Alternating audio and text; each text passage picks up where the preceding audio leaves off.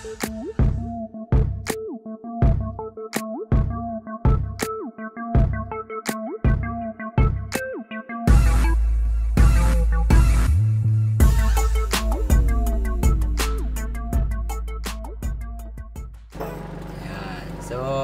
magandang araw po sa ating lahat guys, at medyo matagal-tagal tayong hindi nakapag-vlog ano, dahil sa mga na-experience namin sa buhay.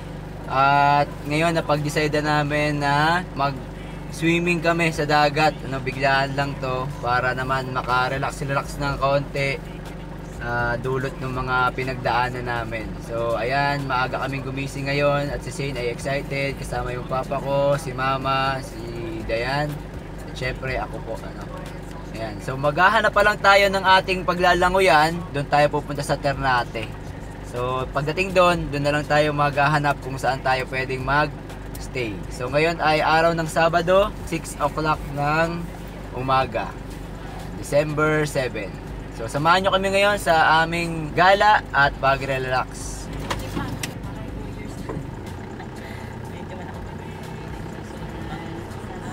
So galing kami ngayon sa Barangay Bangkod. Mag-o-open window na lang tayo dahil maaga pa naman at para makalanghap tayo ng fresh air.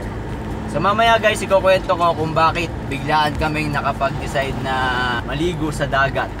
Actually dapat sa ilog lang, kaya lang medyo hindi pa naayos yung langoyan namin dito sa lugar namin ano. Kaya sa dagat na lang kami pupunta.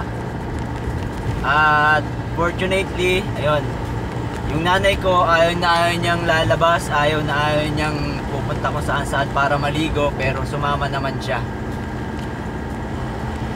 Ano kaya nakain ng aking mama?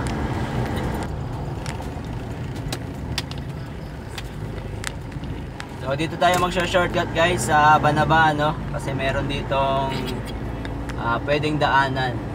Medyo masikip kasi dun sa Naik. Kung dun tayo dadaan no, dito sa Palangge, medyo matagal-tagal yung biyahe natin. Kaya dito tayo sa Banaba dadaan. Yung dinaanan natin guys, kung matatandaan nyo, kung nagpunta tayo sa Paraiso de Jun Quijote, dun tayo dadaan, dun tayo lulusot papunta ng Ternate, Cavite. So mamaya guys, balikan ko na lang kayo kasi baka maubos ang memory ng ating cellphone. So nandito na tayo sa may dulo ng Banaba no, at ang dugtong nito ay Naik. Ayan. So may makikita kayo ditong kanto, tayo ay kakaliwa dyan. Pag diniretso natin yung kanto guys ay Malainin, Naik yun no. Pwede naman kayong dyan dumaan, kaya lang medyo masikip yung daanan dyan palabas ng highway. So dito muna tayo, kakaliwa tayo dito.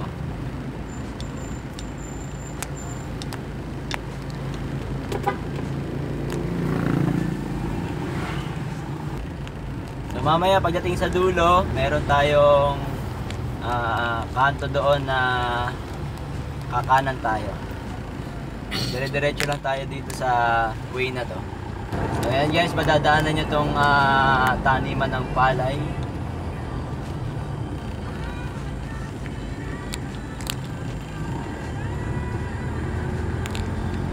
Yung pakaliwa ay papunta ng Alfonso. Ayan, pagdating dito sa crossing guys, eto na yung tayo ay kumaliwa, papunta yan ng Bailen, General Emilio Aguinaldo. Yan, yan. At dito tayo ngayon sa kanan. Pag dumiretso tayo, bayan ng Maragondon. Pag dito naman tayo sa kanan, ito yung bypass papunta ng highway. So dati, nung wala pa to, kailangan mong dumaan ng bayan ng Maragondon no? Medyo masikip doon para makapunta ng highway. So ito yung isa sa mga daanan para mas mabilis tayong makapag-travel sa ating. So dire-diretso lang tayo dito guys. Ayan, may mga nagja-jogging, may mga nag-exercise. At dito maluwag ang daanan.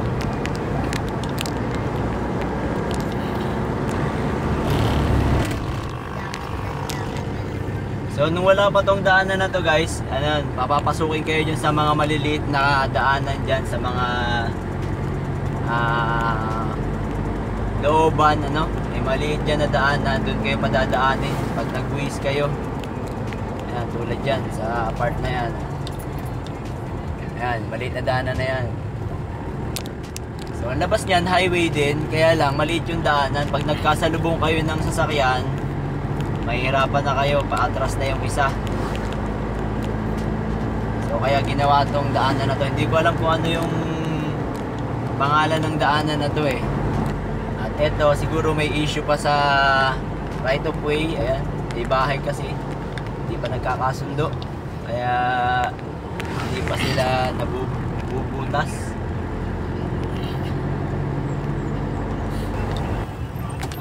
So ilang minuto lang narating na natin tong Maragondon Road, no?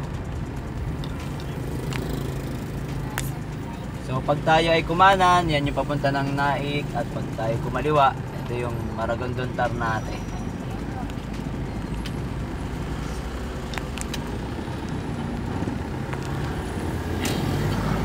Doon ako dumaan sa gasolina. So ayan guys, kung tayo ay wala nung daanan na yon, ayan, dyan kayo lalabas sa unahan na daanan. Kailangan nyo pang umikot ng bayan.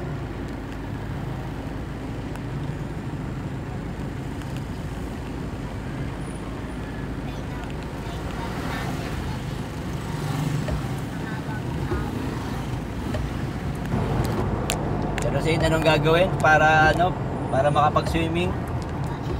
O ayun, kailangan magbabait.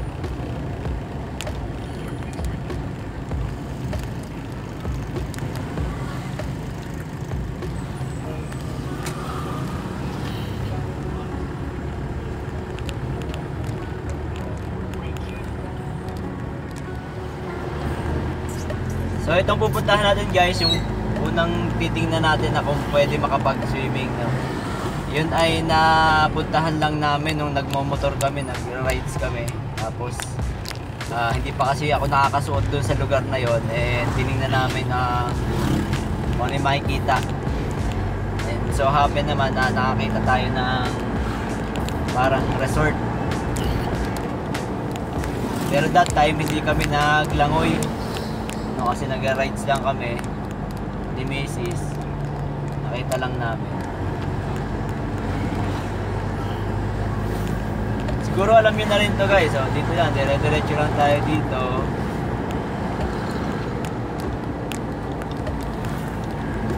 Hindi naman kami masyadong makalayo ng pagpapaliguan, no? Dahil ano, unplanned nga tayo eh. Wala tayong plano, basta na lang tayo nag-decide na mag-swimming. So hindi tayo nagpa-book. Wala tayong booking sa mga resort. Maganda sana sa Batangas. Alam, medyo malayo at wala pa tayong masyadong alam doon kung saan tayo mag-swimming doon. At syempre budget meal lang. Budget meal lang na swimming. So pag tayo kumaliwa dito ay papunta ng Kabyang yan. Pero dito tayo, titingnan natin dito. Meron kami nakita dito beach resort. Tayo sa bandang malayo. Barangay Bukana, Ternate, Cavite.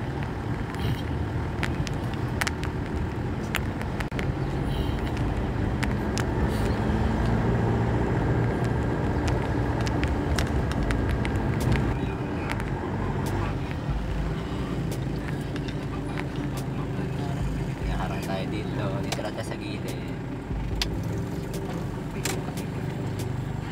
Morning sir. Morning po. Ma'am, tourism ecological fee po, 20 per head. 20 per head. 6 pababa po, wala na pong bayad.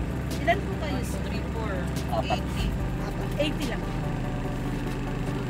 Ma'am, kasi kami ay walk-in lang, hindi namin alam kung saan mayroong mga beach dito. Ay, gusto nyo sir, samahan po kayo ng tour guide namin, wala naman po itong bayad, sasamahan lang po kayo para okay po kayo makarating. Tapos po, Meron po dyan, wala pong entrance, cottage lang ang babayaran nyo. Meron naman po yung Dalaroy tsaka Ternate Beach. Yung Dalaroy po, 100 po ang entrance, yung Ternate Beach, 100 din po ang entrance. Pero doon po gusto nyo, yung cottage lang babayaran nyo. Magkano yung mga cottage? Depende po, kayo makikipag-usap sa may-ari. Okay. Pero ano yung magandang spot dyan? Ternate Beach tsaka Dalaroy. Gusto nila, baka walang entrance. Pero maganda rin naman yun, sir. Ilan ba sila? Linit-nit.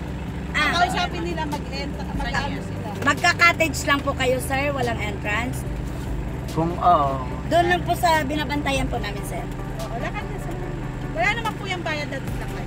Tingnan nyo po, kayo makapag-usap. Meron siya. Sige, apa ma'am. Ano kaya cottage? Di ba maganda cottage? Ay, kung magkano tayo lang.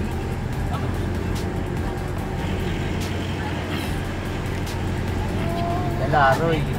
Dalaroy. Di ba yun tayo nagpunta? Dalaroy.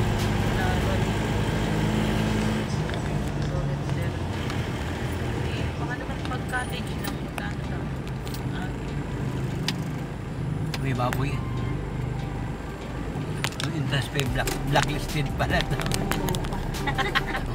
Makatitita.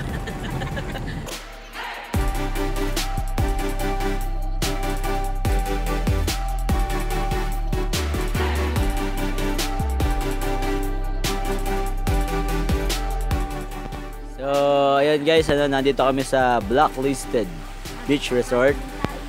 Umaga.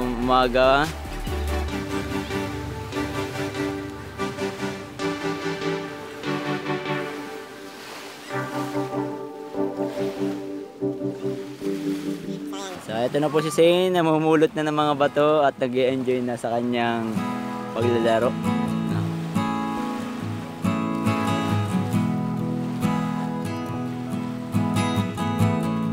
So guys, may kwento ko na kaya kami na pag-decide na maligo sa dagat. So, actually, dapat sa ilog lang pero dahil nga medyo yung mga paliguan sa amin ay hindi pa naaayos, ay kami ay nag-decide na sa dagat na lang maligo.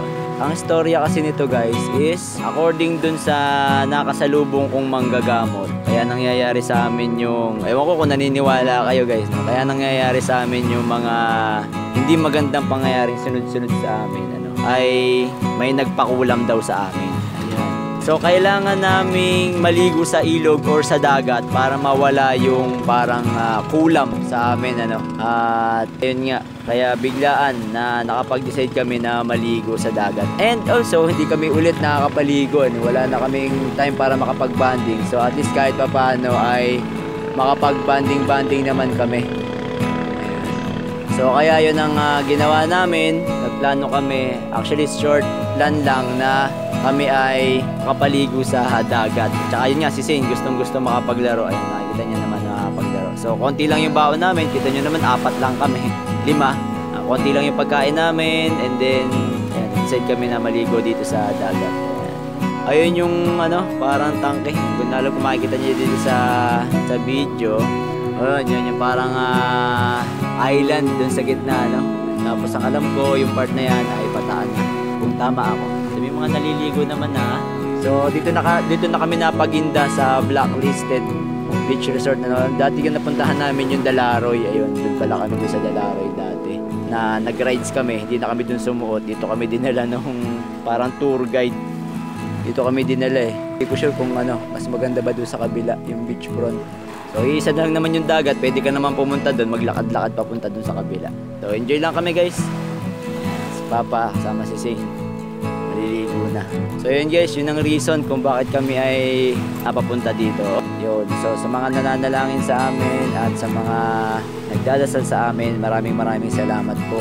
At sana po ay malampasan namin yung isang mabigat, dalawang mabigat na pagsubok namin. At sana maging maganda yung aming Pasko.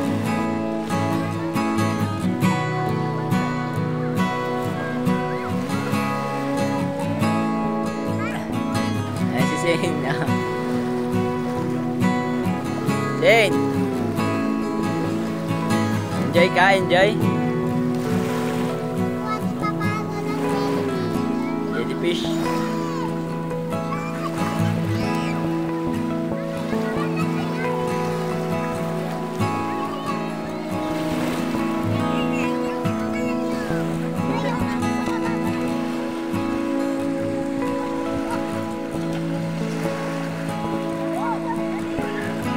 Ayan, si Mama naliligo na rin.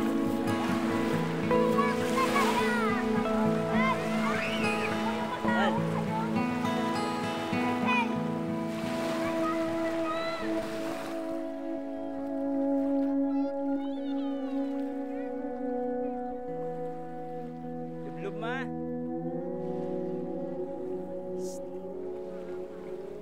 Ma, yung ano?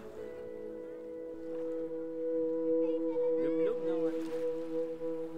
But if I lay down and I play dead and I stay dead, maybe you'll get sick of being the monster out of my head, under my bed.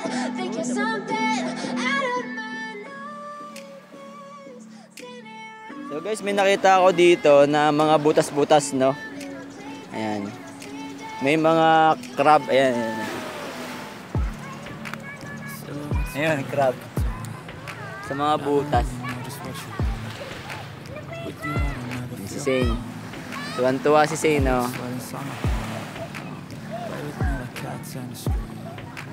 You don't understand the pain of pain. You don't ever wanna give me.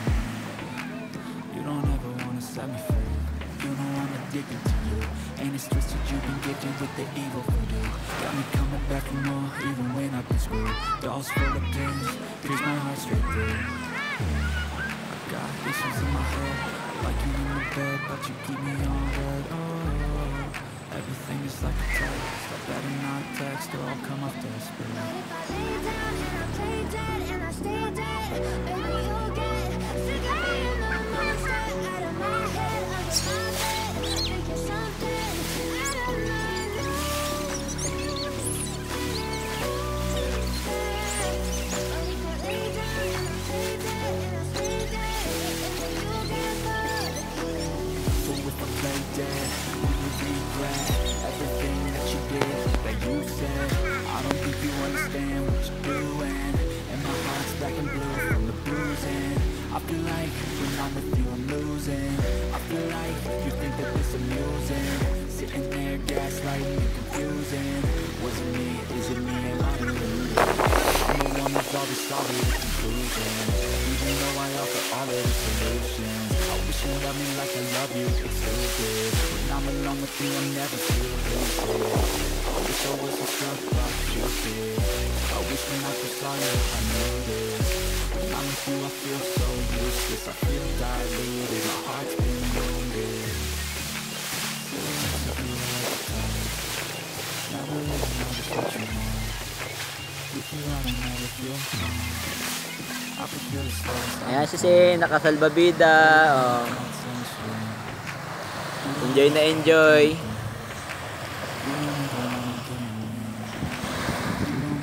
So guys, may nakita kami ni Shane dito. Ito.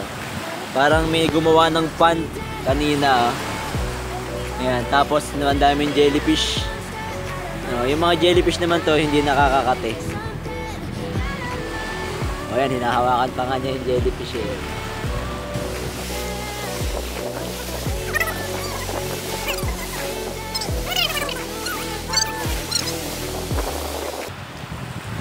Shane, are you happy? I'm happy as a jellyfish. Jellyfish. Oh, you want to swim? Get your, kunin mo na yung mo. Balik mo na yung pala mo.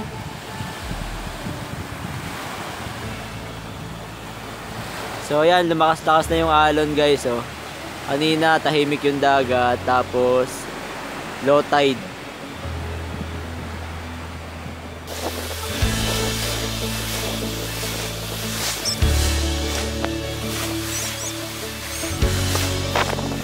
So ayan guys, tanghali na, no? At ito yung mga pagkain namin. May dala kaming puto, itlog, manok, pepino, may pansit. Yan ang nanay ko, kanina pa nakabihis. Ready to go na. mga chichirya dito. Ayan. Konti lang naman ang dala namin pagkain kasi hindi naman kami malakas kumain. Tapos, saktong picnic lang kami dito.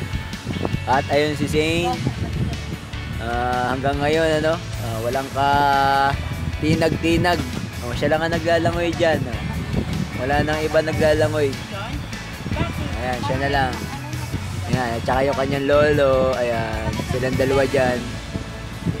Maya-maya ay alis na rin kami, ano, mga alas 2 ng tanghali, hapon. Ayan, kasi mainit na rin. So guys, kami ay inyong ipanalangin pa rin, no, dahil hindi pa tapos ang mga pagsubok namin sa buhay. Pero umaasa kami na gabay ng Panginoong Diyos ay malalampasin din namin itong pagsubok na to. Alright, so hanggang dito na lang po siguro ang ating video. At sana po yung miniyambag na naman ako pakipakinabang sa araw na ito. At sa mga hindi pa po nakasubscribe, subscribe lang tayo sa Kulit Shop. Ang shop na makulit pero walang physical shop. See you on my next videos. Bye-bye!